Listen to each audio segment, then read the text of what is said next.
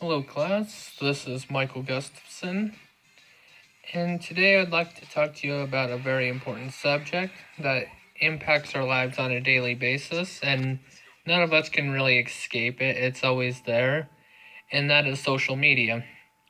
Social media can be a great help, it can be a benefit for everybody, it can be a beacon of light for everybody, not just a few.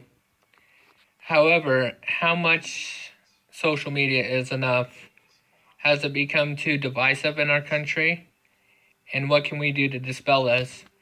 Today, I will be discussing the costs and the benefit of having such social media and the availability for everybody to use it.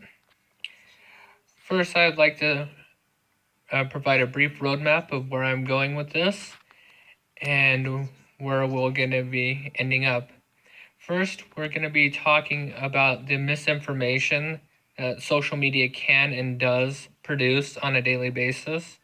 Second, we're going to be talking about the effects of cyberbullying and social media's impact on that.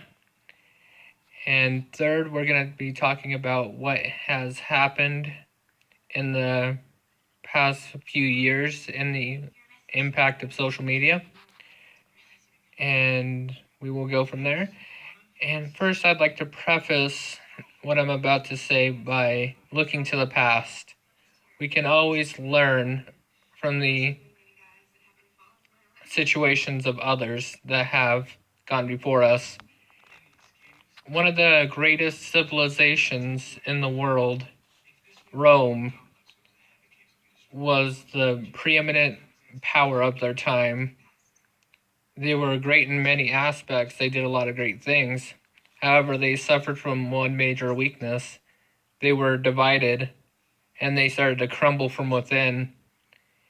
And at some point, it got so bad it ripped itself apart and eventually died out. And some could say that it was a diversity in differences in opinions, politics, or religion that made Rome to fall to their knees. However, their diverse opinions were what drug them down. And this leads us to today.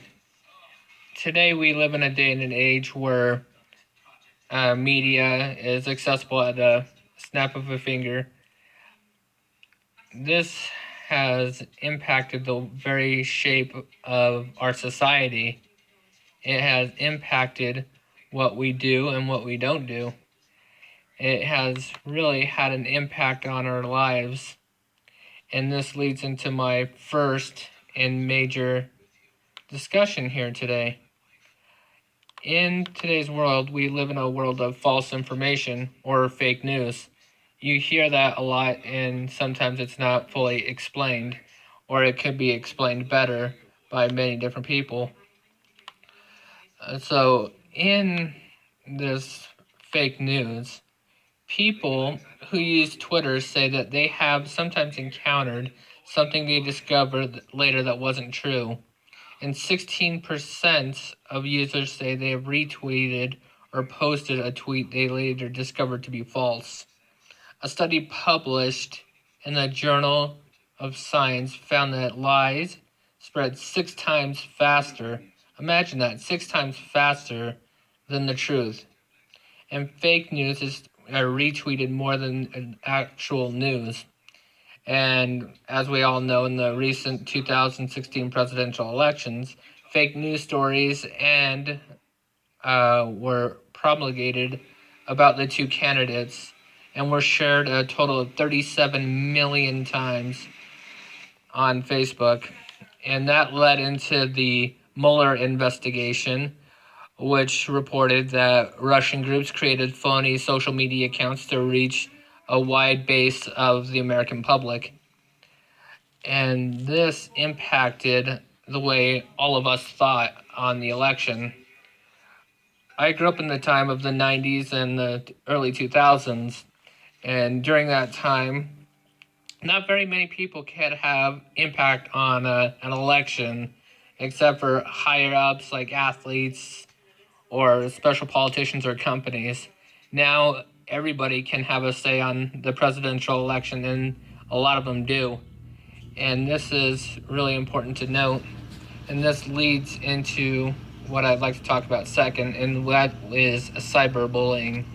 This has become a prevalent problem in today's society. In the past, kids could escape the bullying by going home or leaving wherever they were. Today, that's not the case. Social media has led bullying to impact our kids in today's society. And you might be thinking, how can this be a result of social media? This has impacted us in many ways in how we are brought up and how we view the world. And this is one way on how social media is damaging us, to see social media in a negative light. And also 52% of students have been reported being a victim of cyberbullying, with 84% naming Facebook as a site that they were bullied through. This is a major issue that we have to take care of, otherwise we're going to be in trouble for a long time. The third, we got to talk about the general implications social media has on our society in general. Fear is used by a lot of people, and fear divides us. We can't really understand different point of views in a lot of respects. Some people say you shouldn't listen to this group because they believe in X, Y, and Z, and another group says you can't listen to what they say because they're the wrong ones in this case. This has impacted us in a way that was never before seen, and it's really decentralized how we even think, how we even feel, how others feel. And this has impacted us in a way that really we can't even fathom in the future. However, one thing that has to be constant, and I'm going to settle this before I go into my conclusion.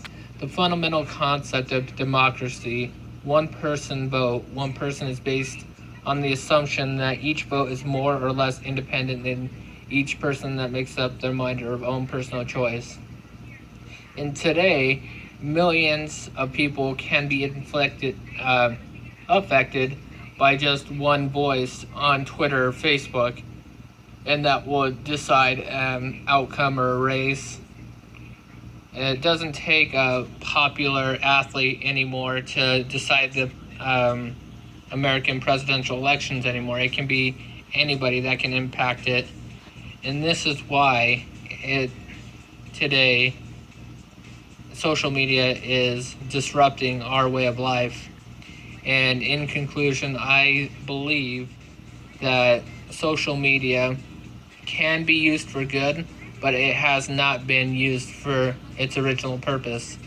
And because of that, I would like to invite everybody to do better and spread love instead of hate. And I look forward to everybody's presentations, and you all have a great night.